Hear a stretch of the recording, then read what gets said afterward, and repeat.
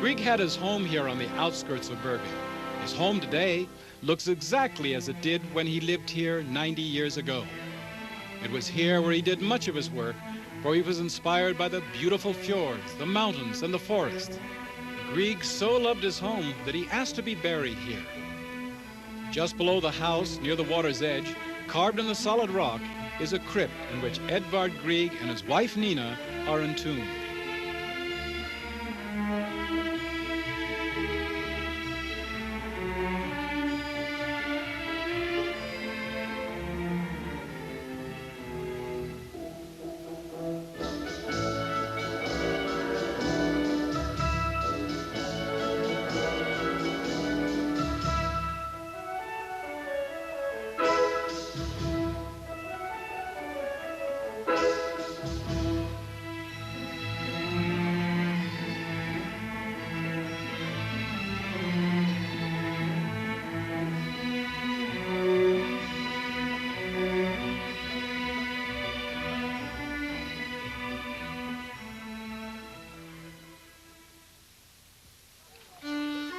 Although the Norwegians are very modern and progressive in their thinking, they do realize the value of their traditions because the traditions have made them what they are today.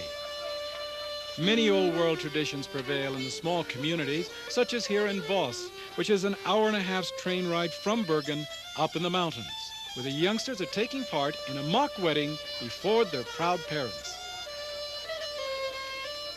The youngsters get their first costumes when they're about 3 or 4 years old, and they wear them proudly. The costumes generally represent the town or area where the people live. But this is the way the parents are able to pass down the traditions to their children. Perhaps the little bride may wear the exact same style of wedding garment when she grows up and gets married. That is, the black jacket and the gold and silver ornamentation. Instead of wearing a veil, she will wear what is called the wedding crown. It's a special hat with a great deal of gold and silver on it. Each region has its own distinct style, and this comes from the area around Voss. It's obviously an expensive hat, so it's generally rented from one of the local stores. And once the bride has been prepared, she will then join the wedding party with a march to the church.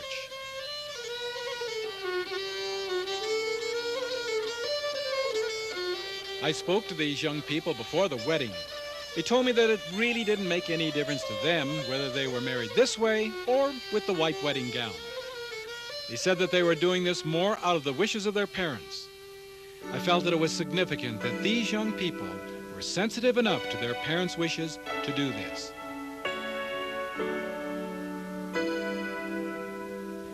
Most of the young people are married in the state Lutheran church, but there is complete religious freedom in Norway, and all religions are represented.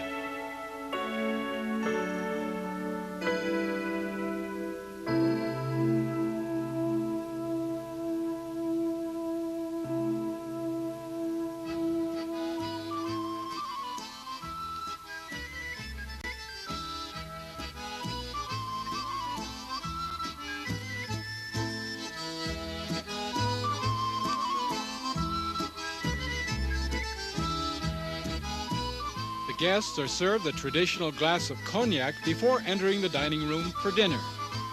Yes, it's expensive to be married in the traditional manner because every guest must be served a meal. There are certain traditional dishes on the table, such as seafood.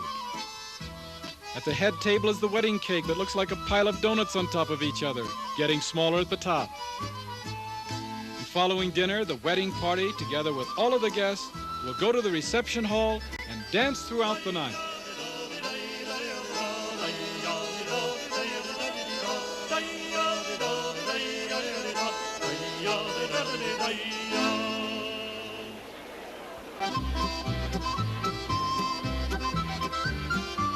During the reception, the bride and her mother will slip away from the guests and go to a room by themselves.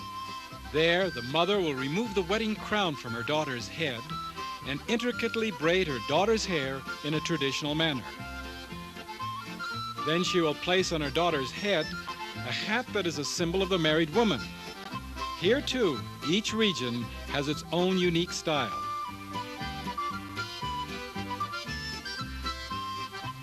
The bride and her mother will then return to the reception, with now the bride an accepted member of the married community. The young couple will try to find an apartment in town, but that's often difficult. They'll probably commute from one of the suburbs. However, they do enjoy a great deal of security, many social aid programs, including free hospitalization. When they decide to have children, they know that their youngsters will get a good education because schooling in Norway is free from grammar school through the university. The children are also encouraged to participate in sports.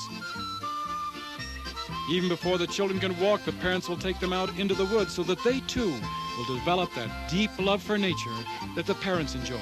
This love will last throughout their lives. You often find senior citizens walking through the wilderness areas. I know it's difficult to believe that this is a wilderness area, but it is.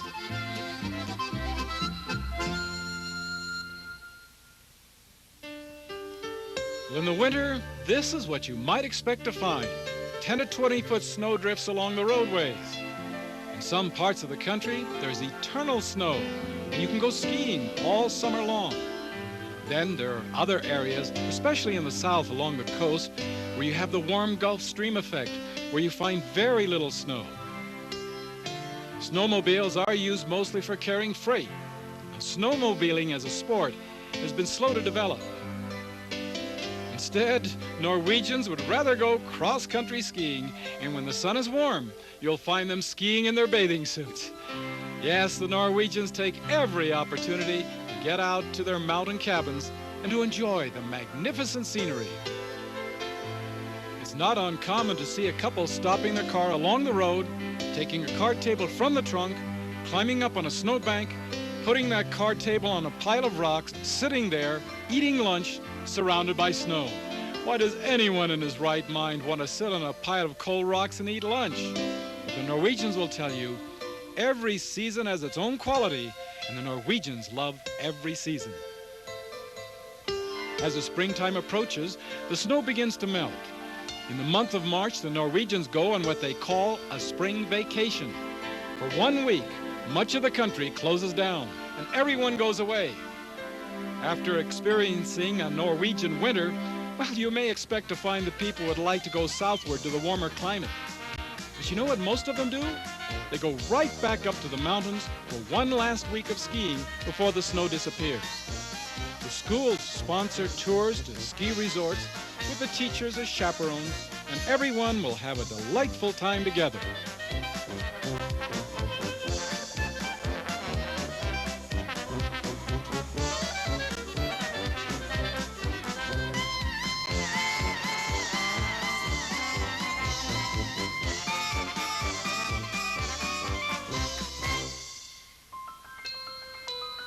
The warm spring sun is the first indication that the long winter is finally coming to an end.